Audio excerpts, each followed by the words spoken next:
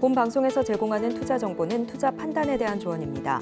방송에서 제공하는 주식의 가치, 가격 상승 및 하락에 대해서는 방송사에서 보장하지 않습니다.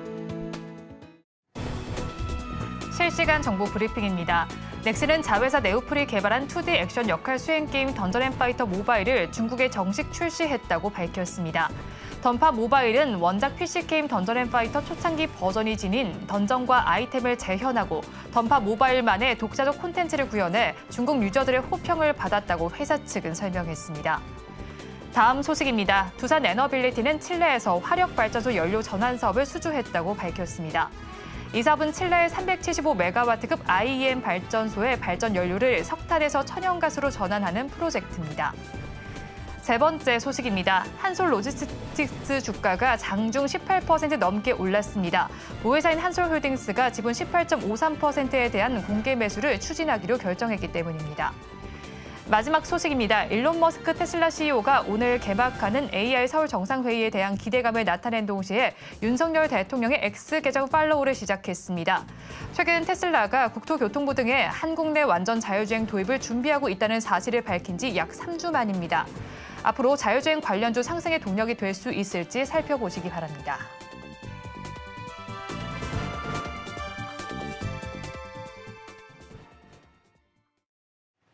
시청자 여러분 안녕하세요. 오늘을 돌아보고 내일을 준비하는 오늘장 내일장 2부 진행의 백선혜입니다.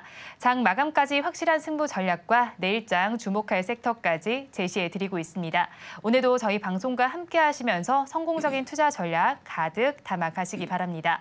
저희 방송은 유튜브를 통해서도 보실 수 있습니다.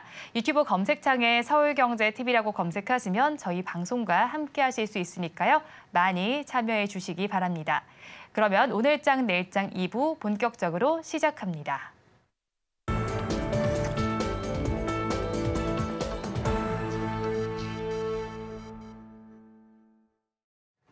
오늘도 두 분과 함께 시장에 대한 이야기 해보겠습니다. 하이투자증권 스마트 PB센터 이청원 PB, 블루드림 리서치 이주현 대표 두 분과 함께합니다. 두 분 어서 오세요.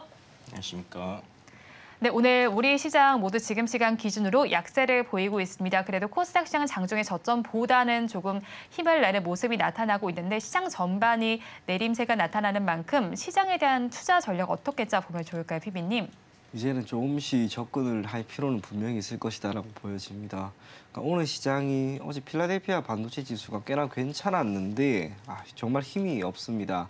특히 반도체 쪽에서의 움직임은 충분히 개선되지 않을까라고 생각이 되었으나 전혀 그러지 못합니다. 결국에는 엔비디아의 실적 발표라고 하는 해당 변수가 녹아들어야 합니다. 이게 사라져야 합니다. 그래야 시장이 가지고 있는 이러한 불확실성도 사라지지 않을까 그리 보여지고요. 수급적으로 외국인들이 오늘은 조금은 관망세입니다. 사실상 선물시장 기준으로 1,000억 순매수를 했다가 하지 않았다가 거의 1,000억 정도 내외에서만 매수를 하거나 매도를 보이는 등 사실상 시장에 큰 참여를 하고 있지 않습니다. 철저하게 관망을 하고 있는 그런 자세라고 보여지고요. 그 기저에 있는 것은 앞서 이야기한 것처럼 결국에는 엔비디아의 실적 발표가 될 겁니다. 시장은 꽤나 많이 위축되어 있는 그런 모습입니다. 코스피 같은 경우에는 오늘 의료 종밀, 클래시스라든지 비올 같은 기업들의 움직임이 개선이 되고 있는 덕분에 섹터 전체가 움직이고 있는 것으로 보여지고요. 그 외에는 올라가는 섹터가 없습니다. 코스닥 같은 경우에는 적지 않게 있긴 있으나 시장의 분위기가 지금 조금은 좋지 않은 거죠. 시장의 중심이 되어야 할 전기전자, 반도체 이쪽이 지금 가고 있지 못하기 때문에 시장은 꽤나 많이 움츠러 있다. 그렇게 생각하시면 좋을 것 같습니다. 오늘 시장은 철저하게 관망세로 가급적이면 지켜보시고요. 내일 이제 모든 게 결정이 될 겁니다. 엔비디아 실적 잘 나올지 잘 나오지 않을지 아무도 모릅니다. 그래도 불확실성이 사라졌다라고 하는 그것만큼 좋은 건 없습니다. 그래서 시장에 조금 더 긍정적으로 계속해서 바라보시고요. 내일은 매수할 만한 시점이 분명히 올 것이다. 그렇게 생각하시고 접근하시면 좋을 것 같습니다. 네, 내일 매수할 시점 한번 찾아보면 좋겠다라는 의견을 제시해 주셨고요. 수급적인 측면 살펴보니까 외국인 투자자들 양대 시장 모두에서 팔아내는 모습이 나타나고 있고요. 기관 투자자들은 우리 시장을 바라보는 시선이 다릅니다. 코스피 시장에서 판다면 코스닥 시장에서는 사들이는 모습이 나타나고 있습니다. 수급적으로 오늘 좀 특징적인 부분이 있을까요, 대표님? 그냥 뭐 웬들 매도세는 좀 이어지고 있습니다. 한 3거래일 연속 지금 매도가 이어지고 있는 그런 상황인데 그 규모는 뭐 대단치는 않아요.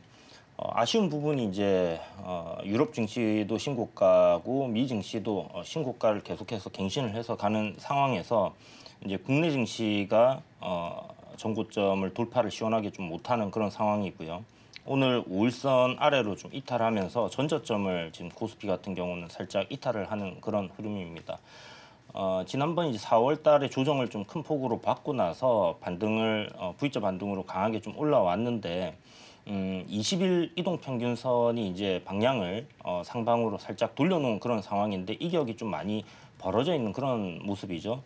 그래서 아마 그 20일 이동 평균선이 올라오는 흐름에서의 단기적인 조정 정도 이렇게 받고 다시 한번 재차 상승하는 흐름들이 만들어지지 않겠나라는 생각이 들고요.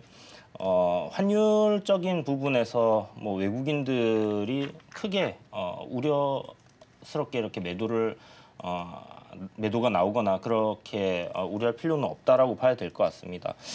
코스닥 같은 경우는 이제 HLB의 나비 효과라고 봐야 되겠죠.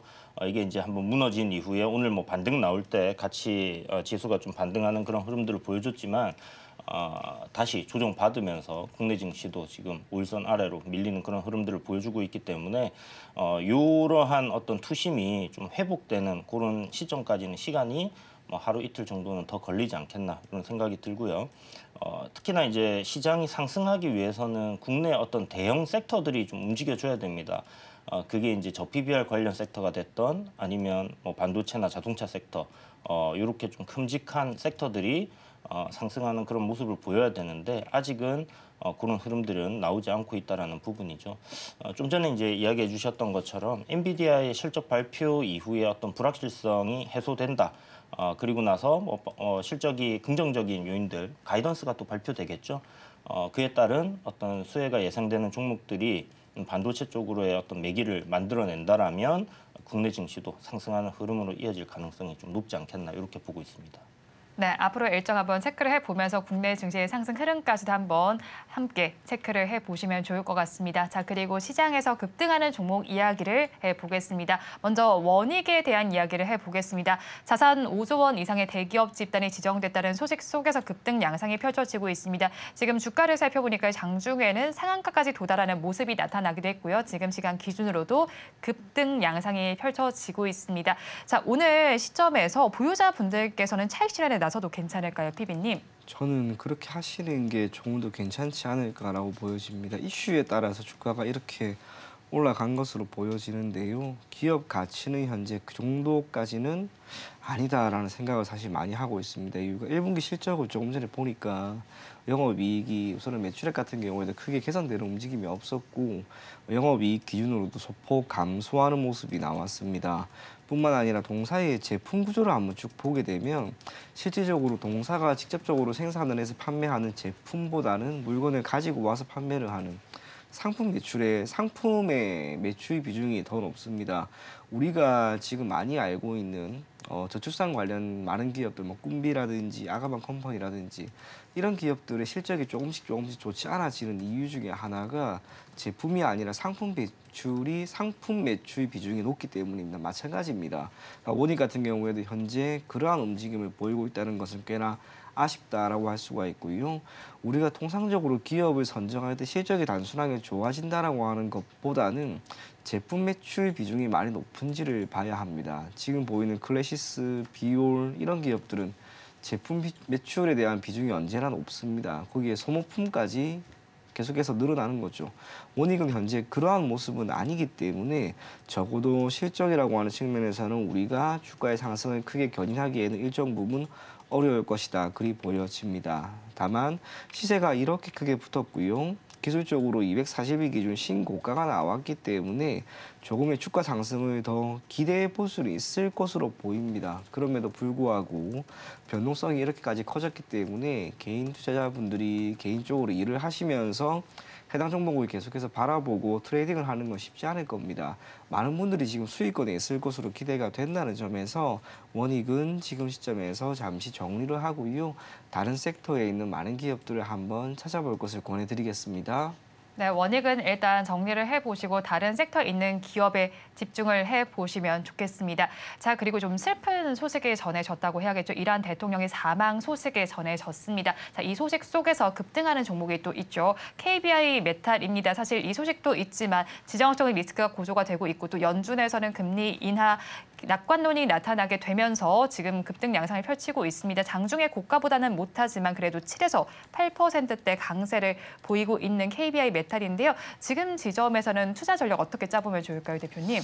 네, KBI 메탈 같은 경우에 이제 원자재 가격이 최근에 이제 좀 급등을 하는 그런 양상을 보였지 않습니까? 구리 가격이 이제 급등을 하면서 구리 관련주들 상승이 나왔고 또 철강 관련해서는 이제 미국 정부에서 중국의 어떤 관세 카드를 꺼내 들면서 이제 좀 부각이 많이 된 그런 상황인데요. 지금 구리 가격이 사상 최고치를 갱신을 했습니다. 그러면서 비철금속 관련주들을 전반적으로 좀 영향을 받는 그런 흐름을 보여주고 있고 신고가 행진을 좀 가고 있는 그런 형태다라고 보시면 좋을 것 같아요. 2016년 같은 고점이 있긴 하지만 지금 2024년 이때 고점의 어떤 물량들이 여전히 보유하고 있는 분들이 많을까라고 생각해 보면 그렇진 않다라는 부분이죠. 다만 최근 단기적으로 이제 급등세가 이제 만들어졌기 때문에 이게 좀 많이 벌어진 상황에서 차익 실현 오늘 좀 강하게 나왔다라고 볼 수 있을 것 같고요. 뭐 4,000원이라는 이 가격 저항 라인을 오늘 돌파하면서부터 시세가 분출을 했기 때문에 이런 구간에서의 뭐 저점 매수 짧게 내일 반등 정도 노리는 거는 우리가 해볼 수 있지 않겠나라는 생각이 듭니다. 그렇지만 여기서부터 좀 긴 관점으로 접근하기는 좀 무리가 있지 않나라는 생각이 들기 때문에 기존에 보유하신 분들은 일단 추세적인 관점에서 이탈이 나온다라면 정리를 하시고요. 지금 현재 뭐 추세 이탈 나오고 있는 상황 아니기 때문에 보유 관점으로 조금 더 보셔도 되지 않겠나 이렇게 생각됩니다. 네, 지금 지점에서는 보유 관점으로 봐도 되겠다라고 KBI 메탈 정리를 해주셨고요. 이어서 HLB 이야기를 해보겠습니다.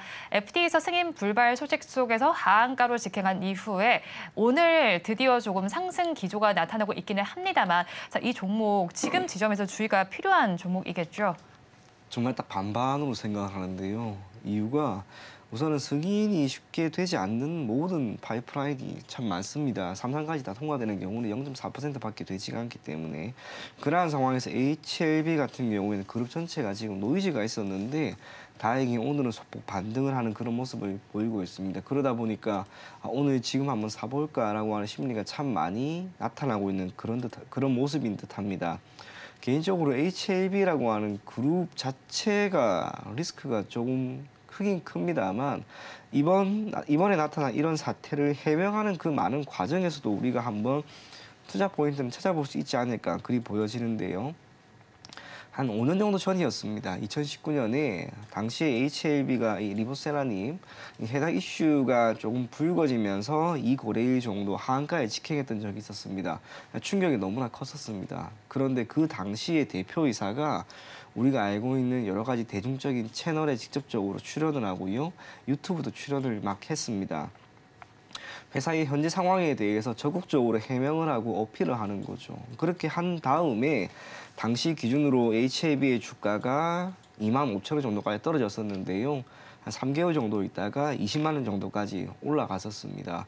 지금도 그때와 우선 상황은 지금 비슷합니다. 물론 앞으로 주가가 계속해서 올라갈지 그렇지 않을지는 아무도 모르는 것이긴 하나 대표가 직접적으로 방송에 출연을 하고 또 기타 매체에 본인 회사에 대해서 이렇게 이야기를 하는 것에 대해서는 우리가 긍정적으로 평가를 할 필요는 분명히 있지 않을까 그리 보여집니다. 무엇보다 제가 예전에 한번 데이터를 이렇게 저렇게 만져본 적이 있었는데 우리나라 같은 경우에는 2거래일 연속 하한가가 나온 기업이 있긴 있으나 그 기업들이 모두가 3거래일이 되는 시점에서는 반등하는 모습을 보였습니다. 앞으로 남은 것은 이제 추세인데요. 추세는 어떻게 형성이 될지는 아무도 모르는 것이긴 하나 분명히 꽤나 많이 빠진 것만큼은 맞습니다. HLB라고 하는 기업이 지금 당장 무너질 기업이 아니다라고 생각을 한다면 한편으로 여러분들이 중기나 장기적으로는 분명히 매력이 있는 구간은 될 수 있다라는 이야기 전해드리겠고요. 반면 보유를 하고 계신 분들 같은 경우에는 사실상 지금 이러지도 저러지도 못할 겁니다. 추가적으로 자금을 매수할 것인가라고 묻는다면 적어도 지금 시점에서 몇 달 정도 동안은 주가는 어느 정도 횡보할 걸로 보여집니다. 마무리가 언제 될지는 모르겠지만 큰 폭으로 장대 양봉이 한 번은 나오는 시점이 있을 겁니다. 그 시점까지는 조금 기다리시고요. 그때까지는 돈을 조금 모으시고 현금을 최대한 확보하는 전략을 제시해 드리도록 하겠습니다. 네, 현금을 조금 더 확보해보는 전략을 취해보자라고 정리를 해주셨고요. 또 여기서 이제 관계사 해당하는 HLB 바이오스텝의 경우에는 자사주 취득 소식도 좀 들어오고 있습니다. 자, 이런 행보 저희가 어떻게 판단을 해봐야 할까요, 대표님?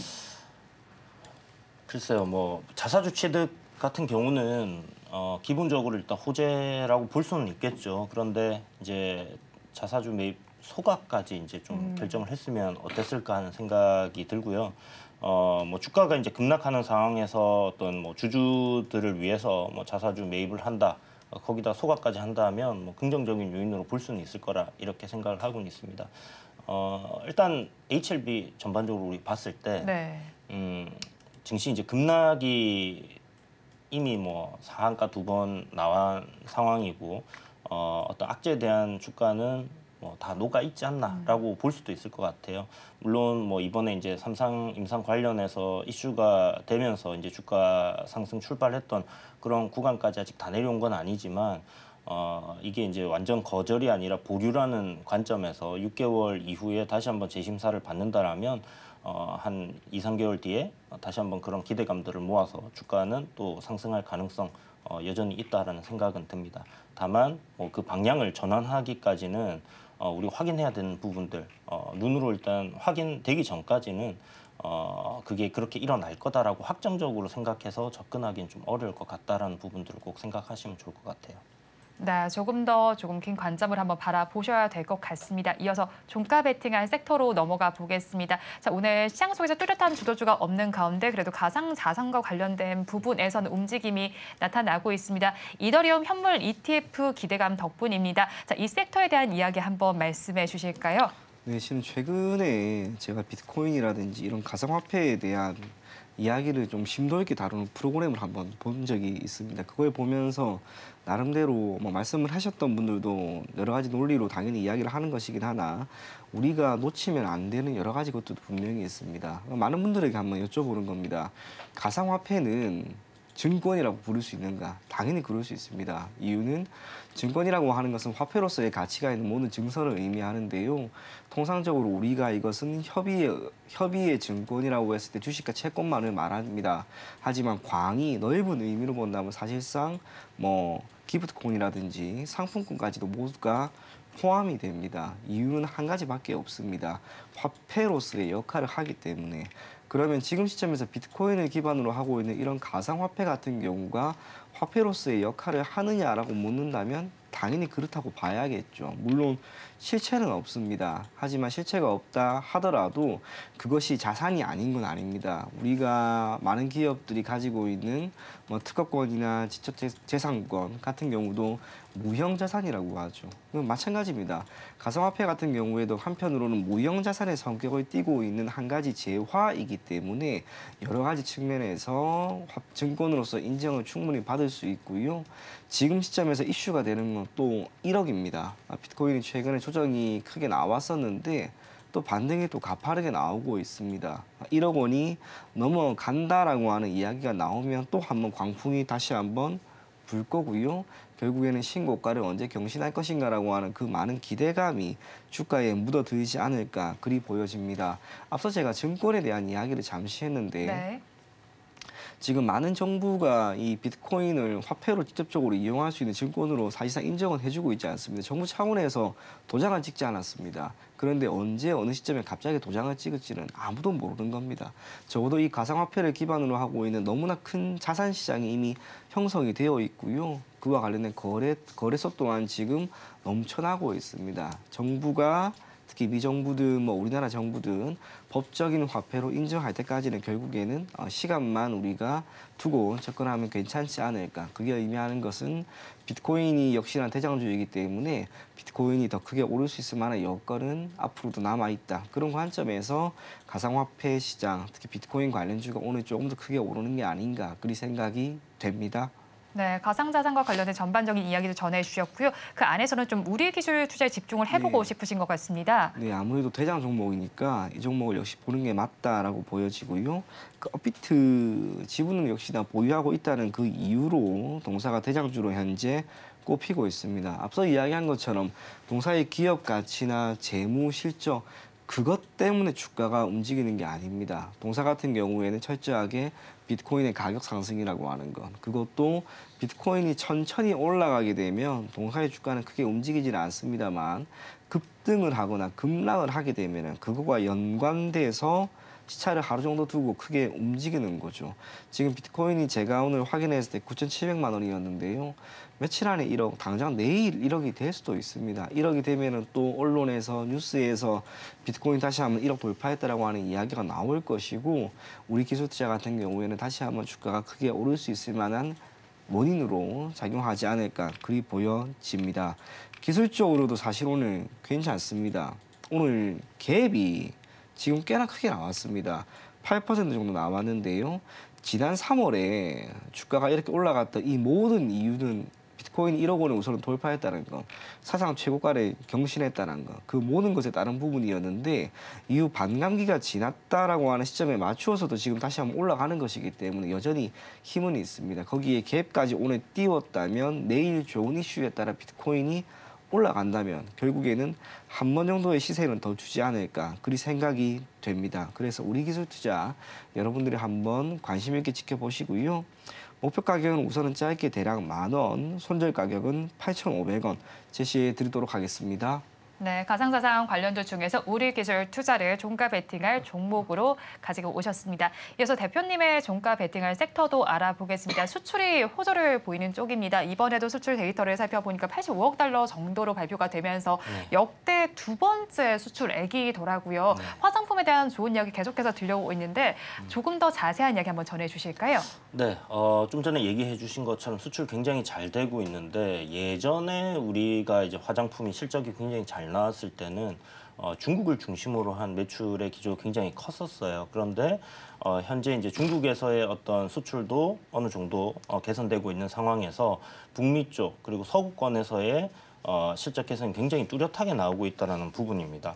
즉 기존에 이제 어떤 아시아권에서의 강세를 보였던 그런 제품들이 이제는 이제 글로벌적으로 인정을 받고 있는 그런 상황에서의 실적 개선이 나타나고 있다는 부분이고 이는 뭐 가이던스가 이미 나와 있는 것만큼 기업들의 실적이 계속해서 이제 좋아질 가능성 충분히 있다라고 보여지고 그에 따라서 주가도 지금 지속적으로 우상향 흐름을 이어가고 있는 그런 모습들을 우리가 확인을 할 수 있는 부분이죠. 실적이 이제 중국 쪽의 매출이 이제 줄어들면서 많이 안 좋아져서 종목들이 한동안 뭐 거의 한 3년 가까이 화장품 섹터 같은 경우는 시장에서 좀 등한시되어 왔었는데요. 거기에다 이제 팬데믹까지 겹치면서 마스크를 사용하는데 누가 화장을 해? 약간 이런 관점으로 화장품 섹터들은 좀 등한시되었었죠. 네. 이제는 좀 많이 달라진 것 같습니다. 중국의 관광객들도 국내에 많이 유입되면서 놀자주들이 한동안 좀 괜찮은 흐름들을 보였었고요. 따이공이라고 하나요? 그 화장품을 이렇게 매수해서 판매하는 보따리상들 그런 사람들도 일단 면세점에 지금 최근 들어서 많이 들어오고 있다라는 이야기들이 들리고 있기 때문에 중국에 대한 매출도 회복을 보이고 있는 상황에서 좀 전에 얘기 드린 것처럼 서구권의 매출 계속해서 증진된다라면 좀 전에 역대 두 번째라고 하셨는데 네. 뭐 역대급 실적을 갱신하는 그런 그림도 우리가 생각해 볼 수 있을 것 같습니다. 그런 관점에서 화장품 섹터는 국내에서 계속해서 또 성장하는 섹터로서 한번 꾸준히 우리가 관심을 가지고 지켜봐야 되지 않나라는 생각에서 선정을 했습니다. 네, 그 안에서는 한국 콜마를 골라 오셨더라고요. 선정하신 이유도 궁금한데요. 네, 일단 화장품 섹터들 우리가 보면 일단 기본적으로 뭐 잘 올라가고 있는 종목들, 뭐 실리콘투 같은 경우 뭐 상한가도 한 2번 정도 나왔고 서프라이즈가 나왔었죠, 어닝 서프라이즈가 실적 대비 이제 주가의 괴리감이 많이 있는 그런 종목들이 시세가 잘 나오고 있는 그런 상황인데 전반적으로 이 섹터 내에서 순환이 돌 가능성이 저는 좀 높다라고 보고 있습니다. 그렇다면 결국은 지금 포워드 실적, 앞으로 나올 실적 대비해서 현재 시가총액이 저렴한 종목들이 주목받을 가능성이 높다라고 생각이 되고 우상향 기조를 유지하고 있는 종목들 내에서 찾아보자라면 한국콜마가 당연시 뽑힐 수 있겠죠. 특히 이제 한국콜마 같은 경우는 화장품 ODM을 영위를 하고 있거든요. 결국은 이제 제품을 갖다가 요렇게 만들어 주세요라고 이제 주문을 하게 되면 그걸 만들어 주는 그런 사업을 하고 있는 거라고 보시면 될 것 같은데 어떤 브랜드가 해외에서 잘 팔린다 하더라도 결국 한국 콜마에서 만들어서 나갈 수밖에 없다 이렇게 보시면 좋을 것 같습니다. 그래서 국내 K-뷰티 잘 나가고 한국 화장품이 잘 팔린다 하면 한국 콜마가 수혜를 입는다라고 보시면 좋을 것 같고 실질적으로 어떤 매출이나 이익단도 이제 하락 추세에서 상승으로 전환이 된 부분들 주가도 그에 따라서 상승 흐름들을 계속 이어가고 있다 보시면 좋을 것 같고요. 여기 한 가지 더해서 요거는 이제 약간 번외로 좀 생각을 하셔도 좋은데 미국에서 이제 생물보안법을 통과하면서 CMO 관련주들이 바이넥스 그다음에 뭐 삼성 바이오로직스에서 수혜를 조금 입을 거다라는 관점에서 상승이 나왔었잖아요. 네. 한국 콜마 역시 제약 쪽에 CMO 사업을 영위를 하고 있습니다. 그래서 그런 부분들에 따른 부각도 주가 탄력에 도움이 되지 않겠나라는 관점으로 보시면 좋을 것 같아요. 그래서 기본적으로 일단 실적이 좋은 종목들 잘 가고 있다는 관점에서 우리가 한국 콜마를 한번 지켜보면 좋겠다. 이렇게 말씀드리도록 하겠습니다. 네, 그럼 저희 가격 전략 어떻게 잡아갈까요? 네, 일단 뭐 종가 매수 유효하다 생각을 하고 있고요. 63,000원 정도 목표가 일단 잡으시면 좋을 것 같고 손절가는 51,800원 이탈하게 되면 최근에 만들어진 저점단입니다. 그러면 추세가 깨질 수도 있다라는 관점으로 추세 유지되는 선에서는 매수, 상승으로 괴리감이 굉장히 큽니다. 여기서 한 40% 정도는 추가 상승이 나와도 실질적인 그 저평가 국면에 있기 때문에 뭐 충분히 목표가 달성하고도 더 갈 가능성 높지 않겠나 이렇게 보고 있습니다. 네, 종가 베팅할 종목 한국 콜마를 잡아주셨습니다. 그리고 화장품주 중에서 선진뷰티 사이언스의 상승도 눈에 띄고 있습니다. 미국 법안과 관련된 이야기 앞서서 조금 해주긴 하셨는데 이 법도 있더라고요. 화장품 규제 현대화법도 있습니다. 이 법에 따라서 수혜 가능성이 있는 종목으로 선진뷰티 사이언스가 거론이 되고 있는데 이 어떤 법안일까요, 피비님? 저도 해당 법안은 자세히 살펴보지는 못했는데요. 동사가 지금 영위하는 게 FDA의 승인이라고 하는 부분이 있거든요. 우리가 통상적으로 제약 바이오 섹터에 있는 많은 파이프라인 같은 경우에는 당연히 임상 승인을 위해서 FDA의 승인을 받아야 되는데 화장품 같은 경우에는 그러지는 않았던 거죠. 그런데 이 부분에 대해서 미국 측에서 조금 더 법이 강화되는 것으로 제가 오전에 살짝 보고 왔습니다. 그러면 거기에 들어가는 많은 소재에 대해서도 우선은 인정을 받은 기업들에게 상품을 판매할 수 있는 여건을 조금 더 마련해 준다라고 하는 것으로 보여지고요. 거기에 따른 수혜를 오늘 동사가 충분히 받고 있는 게 아닌가 그리 보여집니다. 사실 지금 참 좋은 모습을 보여주고 있습니다. 섹터 자체의 훈풍은 우리 모두가 최근에 하도 많이 이야기를 했기 때문에 당연히 알 거고요. 동사는 그중에서도 소재와 관련된 부분입니다. 예전에 한번 이야기를 살짝 해본 적이 있었는데요. 우리나라에 있는 많은 화장품 기업들이 여건이 좋아진다라고 하는 것은 단순하게 영업이익이 늘어난다라고 하는 뿐만이 아니라 매출액도 많이 늘어나는 것을 의미합니다. 그런데 지금처럼 뭐 판매 자체가 늘어난다라고 했을 때, 즉 매출액이 많이 난다라고 했을 때 화장품을 직접적으로 판매를 담당하고 있는 기업과 이 판매를 위해서 상품을 제조하는 기업 중에 더 큰 수혜를 받는 것은 제조를 담당하는 기업들입니다. 이유는 원가 절감이라고 하는 부분이 기본적으로 내재가 되어 있는 상황에서 매출액이 늘어나면은 오히려 영업이익이 큰 폭으로 개선되는 모습을 우리가 확인할 수 있습니다. 지금 주가 흐름도 한국 화장품이랑 한국 화장품 제조 두 기업 한번 비교해 보시면요. 이번 달에 주가가 크게 올라가는데 한국 화장품 제조의 주가 상승률이 더 큽니다. 마찬가지입니다. 점점 더 소재와 또 제조를 담당하는 기업들이 조명을 받게 될 겁니다. 판매를 담당하고 있는 많은 기업들은 사실상 불확실성이 조금 더 큽니다만 판매가 완전히 이루어지기 위해서는 판매를 담당하는 기업은 더욱 많은 재고 자산을 늘려야 되고요. 이 재고 자산도 결국에는 생산이 된 제품들입니다. 이러한 제품을 공급하기 위해서는 1차적으로 소재가 다 마련이 되어 있어야 되는데 그것을 담당하는 기업이 동사라고 하는 것을 감안한다면 앞으로 더 좋은 경영 환경이 펼쳐지지 않을까 그리 보여지고요. 동사 실적 한번 보시게 되면 네. 단순하게 뭐 지난해 좋았다 그게 아니고요. 2019년 대비 영업이익이 몇 배나 지금 늘어났습니다. 근데 동사 2019년에 상장을 했는데 그때 고가를 지금 기준으로 실적도 더 좋아지고 시장도 좋아졌는데 아직 거의 반밖에 못 왔습니다. 여력이 지금 여전히 저는 크게 남아있는 게 아닌가 그리 보여지고 최근에 보인 증권사에서 리포트 또한 동사에 대해서는 여전히 긍정적인 평가를 하고 있습니다. 그래서 오늘 윗꼬리가 조금 많이 달리긴 하지만 그래도 중기나 장기적으로 계속해서 나는 보유를 하겠다 그런 생각이 있으신 분들은 그 마음 그대로 시간만 두고 접근할 것을 권해드리겠습니다. 그럼 보유자분들은 계속 가져가도 된다라는 말씀이신 것 같은데 네. 가격 목표는 어느 정도까지 보면 좋을까요? 최근에 나온 게 한 14,000원 정도까지는 제가 봤거든요. 그런데 그 가격까지는 그래도 올해 지금 업황 자체가 좋기 때문에 가지 않을까 그렇게 생각을 하고 있고요. 목표 가격이 너무 높으면 사실상 힘듭니다. 그래서 저도 1차적으로는 대략 증권사 리포트에서 제시하고 있는 14,000원 정도 제시해 드리도록 하겠습니다. 네, 목표 주가까지 한번 들어봤고요. 이어서 비대면 진료와 관련된 이야기를 좀 해보겠습니다. 정부에서 본격적 제도화에 나선다는 소식 속에서 원격 진료, 비대면 진료 섹터에서도 1%대 강세 흐름이 나타나고 있고요. 이 안에서는 인성정보에서 가장 큰 급등 양상이 펼쳐지고 있습니다. 조금 더 시간을 두고 바라봐도 괜찮을까요? 이게 사실 이제 새로 나온 이슈는 아니지 않습니까? 기존에 이제 팬데믹 때부터 이야기가 나오고 어느 정도 이제 진행을 했다가 이제 의료 업계에서 이제 반발도 있었고요. 네. 사실 이 시대에 좀 뒤처진다라고 봐야 되겠죠. 이 비대면 진료를 하지 않는다라는 것 자체가 해외 같은 경우는 이미 이런 부분에서 이제 진행이 되고 있는 그런 부분이고 많은 기업들이 사업적으로도 이제 진행을 하고 있는 그런 상황입니다. 일단 주가적인 측면에서 보자라면 그 인성정보가 2월달에 이제 관련 이슈 때문에 이제 급등이 나왔다가 거의 이제 출발선상까지 이제 내려온 상황에서의 반등입니다.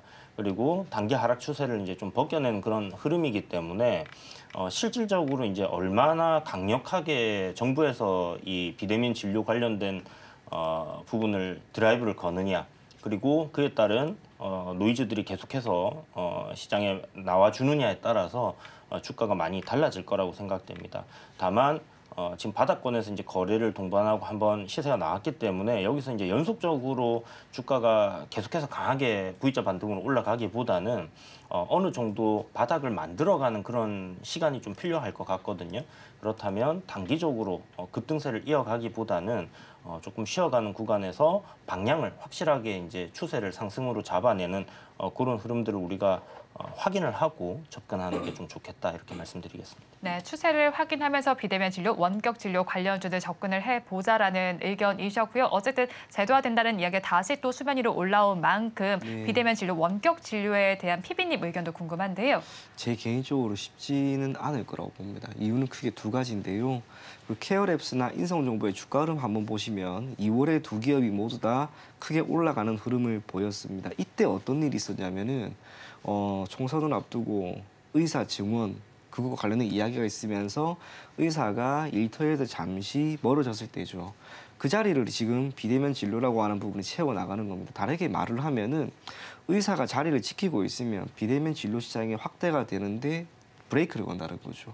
그게 아니면 조금 더 성장을 할 겁니다만 정부도 지금 계속해서 증원을 하려고 합니다. 의사 수를 늘리는 거예요. 의사 수를 늘리면은 사실상 우리가 비대면 진료에 대한 필요성이 점점 더 둔화되지 않을까라고 저는 봅니다. 그래서 한편으로는 쉽지 않을 것이다라고 보여지고요. 또 하나는 비대면 진료를 하기 위해서는 여러 가지 SI 시스템이 필요합니다. 단순하게 우리가 뭐 TV 같은 경우 이렇게 하드웨어는 있지만 그 안에 들어가는 많은 시스템이 있어야겠죠.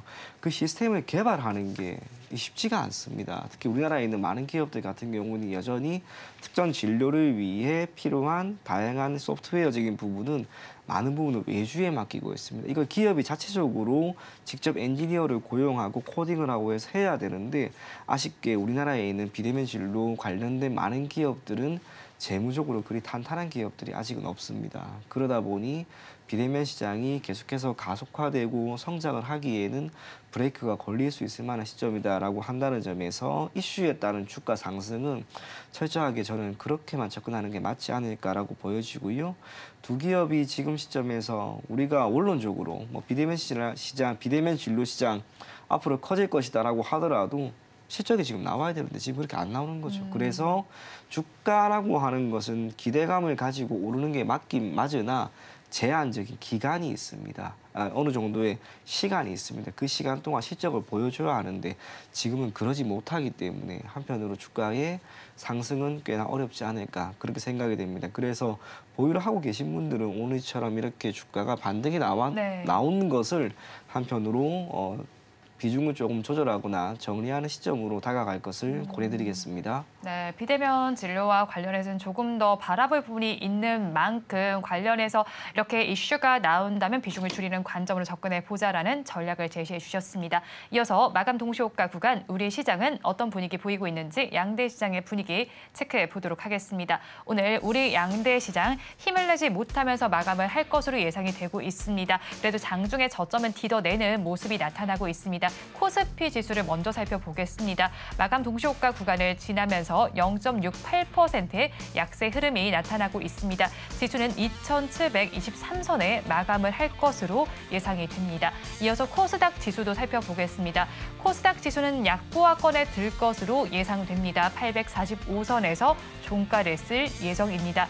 이어서 수급 상황까지 체크를 해보겠습니다. 코스피 시장을 먼저 살펴보겠습니다. 오늘 코스피 시장에서는 외국인과 기관이 동반으로 매도를 해주고 있고요. 개인만이 홀로 사고 있습니다. 외국인은 1,875억 원, 기관은 3,212억 원을 덜어내고 있습니다. 오늘까지 외국인은 3거래일 연속 매도세를 나타내주고 있고요. 반면에 개인 투자자들 5,160억 원을 담아내고 있습니다. 다음으로 코스닥 시장으로 넘어가서 살펴보겠습니다. 오늘 코스닥 시장에서는 외국인과 개인이 동반으로 매도를 하고 있고요. 기관만 홀로 사고 있습니다. 외국인은 87억 원을 덜어내면서 오늘까지 3거래일 연속 매도 양상 펼쳐지고 있고요. 개인 투자자들 184억 원 덜어냅니다. 오늘까지 2거래일 연속 매도세가 나타나고 있습니다. 반면에 기관 투자자들 384억 원 사들이면서 오늘까지 5거래일 연속 매수세를 유지해주고 있습니다. 오늘 시장 상황 대표님께서는 어떻게 판단하십니까? 뭐 썩 나쁘지는 않습니다. 일단 거래대금 자체가 양대 시장 합쳐서 20조 원을 계속 지금 상회하는 상황이기 때문에 오늘도 뭐 보시는 것처럼 화장품 섹터, 뭐 섹터별로 본다라면 이렇게 좀 시세가 잘 나온 종목들이 많거든요. 다만 아쉬운 부분들은 이제 시총이 굉장히 가벼운 종목들의 어떤 시세적인 부분만을 보여준다라는 거죠. 그래서 실질적으로 어떤 좀 묵직한 종목들의 강한 흐름들이 나오지 않는 이런 부분들이 아쉬운 부분이라면 아쉽다라고 볼 수 있지만 요거는 뭐 앞서 말씀드렸던 것처럼 시장 단기적인 조정 이후에 상승으로 전환이 된다라면 긍정적인 요인으로 볼 수 있다라고 생각이 들고요. 조정이 나오지만 거래대금이 계속 유지가 된다는 거는 뭐 국내 시장만의 어떤 단기적인 조정이다라고 보는 시각이 강한 것 같아요. 결국 글로벌 증시의 상승 흐름, 한국 증시도 같이 또 상승하는 흐름들이 만들어질 거라는 생각이 들고요. 기술적으로 보자면 코스피 2,700포인트 정도에서의 갭 구간이 있거든요. 그런 구간에서 지지받고 돌려준다라면 괜찮을 거다 이렇게 생각하고 있습니다. 네, 코스피 지수가 어느 시점에서 돌려줄지를 한번 살펴보시면 좋겠습니다. 자, 그리고 피비님께서는 어떻게 시장 바라보시는지 의견 들어보겠습니다. 아까 대비 크게 달라진 거는 우선은 없고요. 아마 오늘 미증시도 거의 보합권에서 마무리되지 않을까 그리 생각이 됩니다. 지난 엔비디아 실적 발표 앞두고 그 6시 우리나라 시간으로 6시 반 정도에 이야기가 나왔던 걸로 기억을 합니다. 미증시가 마무리된 이후로 나온 거죠. 그래서 결국 내일 시장이 키가 될 겁니다. 오늘은 크게 뭐 중요한 건 없어 보이고요. 다행스러운 게 있다면 3거래 동안 외국인들이 현물 쪽에서 매도세를 보이긴 했으나 사실상 규모가 크지도 않았다는 것. 선물 같은 경우에는 3거래 기준으로는 매수 우위가 나타났다는 점. 그래서 개인적으로 시장에 대한 기대감은 저는 꽤나 하고는 있긴 있습니다. 물론 뭐 제 기대만으로 이게 마무리될지는 아무도 모르는 것이긴 하나 반도체 쪽에서의 움직임이 어제도 오늘도 꿈틀꿈틀 되는 것은 나름대로 이유가 있다라고 생각한다는 점에서 우리가 내일 우리의 시장을 한번 기대해 보도록 하고요.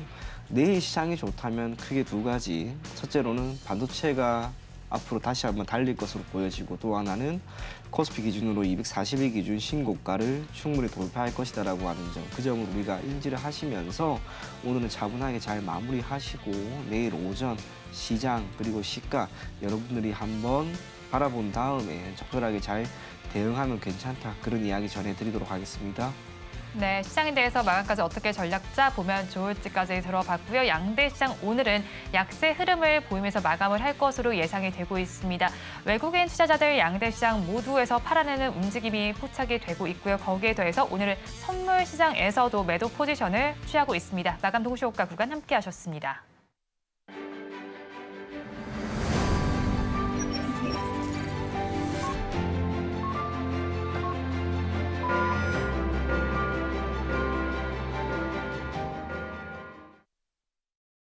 오늘 우리 양대 시장은 모두 하락으로 마감을 했습니다. 지수가 하락불을 켠 만큼 업종별로도 하락한 업종이 더 많이 집계가 됐습니다. 코스피 시장의 업종 흐름 먼저 살펴보겠습니다. 코스피 시장에서 가장 힘을 내지 못했던 업종은 운수창고 업종입니다. 1.5%의 내림세가 나타났고요. 그 뒤를 이은 업종 철강금속 업종으로 1.22% 빠졌습니다. 유통업종에서도 1%대 하락률이 나타났습니다. 다음으로 코스닥 시장으로 넘어가서 살펴보겠습니다. 코스닥 시장에서는 가장 크게 빠졌던 업종이 일반 전기 전자 업종이었습니다. 3%대로 급락 마감을 한 모습이 나타났고요. 그 뒤를 이은 업종은 금융 업종입니다. 1.88%의 내림세고요. 종이 목재 업종도 좋지 못했습니다. 1.21%의 내림세로 마감이 됐습니다. 오늘 시장 마무리가 됐고요. 기업 밸류 프로그램과 관련해서도 회의가 열리긴 했는데 그다지 시장에 큰 영향을 미치지는 못한 것 같습니다. 앞으로 어떤 이슈가 좀 나와줘야 기업 밸류 프로그램과 관련해서 시장이 반응을 할 수가 있을까요? 일단 뭐 전반적으로 저 PBR 관련된 종목들, 밸류업 관련된 어떤 금융주들이나 보험주들의 흐름은 여전히 양호한 것 같아요. 여기서 이제 추가적으로 좀 시세 탄력이 나올 수 있는 부분들은 결국은 기존에 뭐 나오고 있는 어떤 회의에서 만들어질 수 있는 그런 내용은 하나도 없다 생각을 합니다.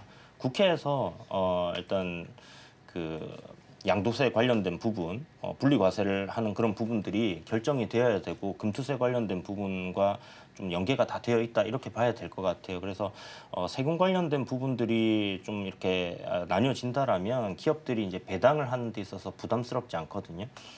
그렇게 됐을 때 결국은 이 저밸류 그러니까 저 PBR 관련 종목들 배당을 결국 많이 주는 종목들이 네. 지금 주목을 받고 있는 상황이기 때문에 그런 부분들을 어떻게 만들어 가느냐 이게 일단 하나의 관건이라고 생각을 하고요. 뭐 야권과 여권에서의 어떤 합의점을 잘 찾아서 이런 부분들이 만약 진행이 된다는 얘기가 나온다. 그렇게 됐을 때는 한 단계 굉장히 좀 강하게 시세를 낼 수 있는 섹터가 아닐까 이렇게 보고 있습니다. 네, 앞으로 어떻게 발언들이 나올지를 한번 체크를 해보시면 좋겠고요. 또 미국에서의 이슈도 체크를 해보겠습니다. 현재 시간으로 오늘부터 마이크로소프트가 개발자 컨퍼런스를 개최하게 됩니다. 이 안에선 저희가 어떤 포인트를 바라보면 좋을까요, PB님? 결국에는 AI인 것 같습니다. 저도 조금 전에 살펴보고요. 얼마 전에 그 엔비디아에도 비슷한 것을 한번 했었는데요. 우리가 당시 기준으로 한번 살펴본다면 엔비디아의 이 개발자 컨퍼런스라고 하는 이슈에 따라서 어떤 섹터, 당연히 AI였습니다. 이 AI와 관련된 기업들의 주가가 큰 폭으로 오를 수 있을 만한 이슈가 있지 않았을까라고 생각을 하고 접근을 했는데 아쉽게 그런 거는 없었던 걸로 제가 기억을 합니다. 마찬가지입니다. 지금도 이슈가 조금씩 붙게 되고요. 오늘부터 이 컨퍼런스가 이루어진다라고 하면 관련된 기업들이 주가 상승이 크게 나왔어야 하는데 우선은 그러지는 못합니다. 그저 평범하게 있는 하나의 이벤트 정도라고 생각하면 당연히 되지 않을까라고 보여집니다. 다만 우리가 지금 계속해서 기억을 하고 있어야 되는 건 엔비디아도 그렇고 마이크로소프트도 그렇고요. 이번 알파벳도 그렇고요.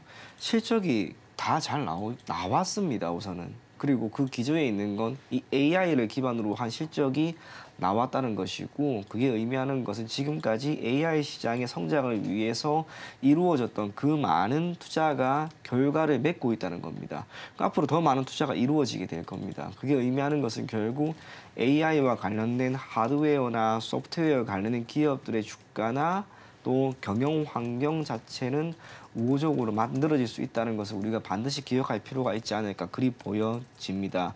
오늘 이 해당 이슈에 따라서 SP소프트, 센즈랩 이런 기업들이 수혜를 조금 받을 것이다라는 전망이 있었는데요. 우선 아쉽게 그러지는 못했습니다. 그럼에도 불구하고 AI와 관련된 많은 시장은 여전히 먹거리가 풍부하다는 것. 그걸 감안한다면 관련된 기업으로 엮여 있으면서 실적이 조금씩 개선되고 있는 기업은 말 그대로 단기적인 움직임에 우리가 크게 흔들리지 말고 중기나 장기적으로 끌고 가는 게 결국에는 답이 되지 않을까 그렇게 생각이 됩니다. 핵심은 AI 그리고 소프트웨어 이쪽으로 여러분들이 계속해서 주목을 하면서 접근할 것을 권해드리겠습니다. 네, AI와 소프트웨어에 접근을 해보자라고 정리를 해주셨고요. 마이크로소프트에서 컨퍼런스도 열리게 되지만 우리나라에서도 오늘 밤부터 AI 서울 정상회의가 열리게 되기도 합니다. 관련 수들의 흐름도 체크를 좀 해봐야 될 것 같은데 어떤 종목들이 가장 크게 영향을 받게 될까요, 대표님? 일단 이 AI 정상회담 이제 한국, 영국이 이제 주최를 해서 진행을 하는 부분인데 보안 관련된 부분이 최대 이슈예요.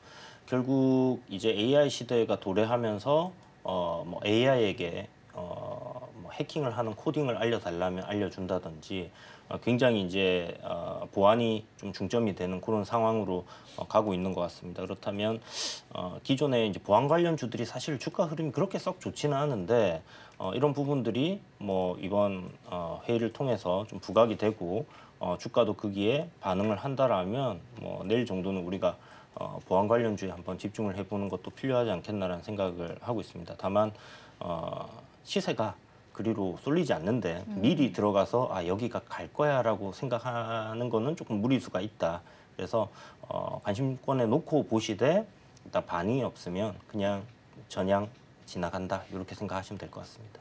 네, 보안주에 관심을 가져보시되 시세 어떻게 나타나는지까지 체크를 해보시고 접근을 해보자라는 전략까지 짜주셨습니다. 두 분 말씀 여기까지 듣겠습니다. 지금까지 블루드림 리서치 이주현 대표, 하이투자증권 스마트 PB센터 이청원 PB와 함께했습니다. 두 분 말씀 고맙습니다.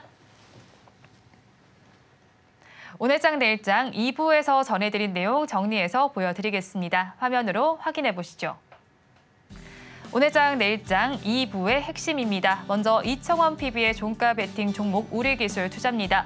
업비트 지분 보유가 부각이 되고요. 주가 반등 기조가 나타나고 있는 종목입니다. 목표 주가는 만원, 손절라인 8,500원입니다. 다음으로 이주현 대표의 종가 베팅 종목은 한국콜마입니다. 화장품 ODM과 제작 COM 사업이 부각되고 있습니다. CMO 사업이 부각이 되고 있습니다. 목표 주가는 63,000원, 손절 라인 51,800원입니다. 다음으로는 증시팔 오늘의 승부주에서 언급해드린 종목 브리핑해드리겠습니다. 먼저 유창희 대표의 승부주 금호석유입니다. 합성수지 부문 전기전자 제품형 ABS와 EPS의 수요 증가가 기대가 됩니다. 또 중국의 이구 한신 정책으로 합성 고무 수요가 증가하는 부분도 있습니다. 다음으로 김성규 전문가의 승부주 S&T 모티브입니다. 반도체 장비와 자동차 부품, 방산과 관련된 종목입니다. 친환경 모터와 파워트레인을 제조하는 회사라는 점 참고를 해보시면 좋겠고요. 하루 동안의 수익률 이어서 살펴보겠습니다. 오늘 유창희 대표의 금호석유, 지금 매수한 가격이 156,400원이었는데 시가가 고가였습니다. 앞으로의 흐름을 계속해서 체크를 해보시면 좋을 것 같습니다. 다음 장으로 넘어가서 김성규 전문가의 종목도 살펴보겠습니다. S&T 모티브입니다. 매수한 가격 47,050원이었는데 앞서서 보신 것과 같은 흐름이 나타났습니다. 앞으로의 흐름 계속해서 저희 방송 통해서도 체크를 해보시면 좋겠습니다.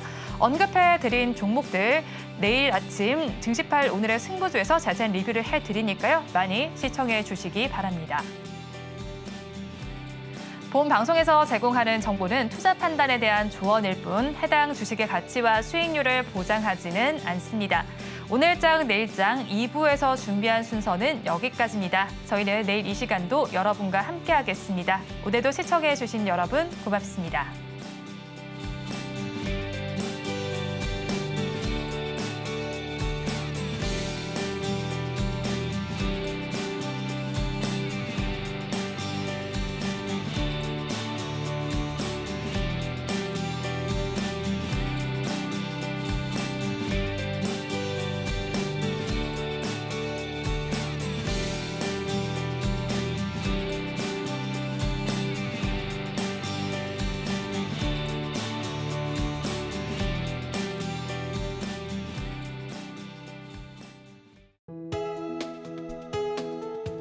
본 방송에서 제공하는 투자 정보는 투자 판단에 대한 조언입니다. 방송에서 제공하는 주식의 가치, 가격 상승 및 하락에 대해서는 방송사에서 보장하지 않습니다.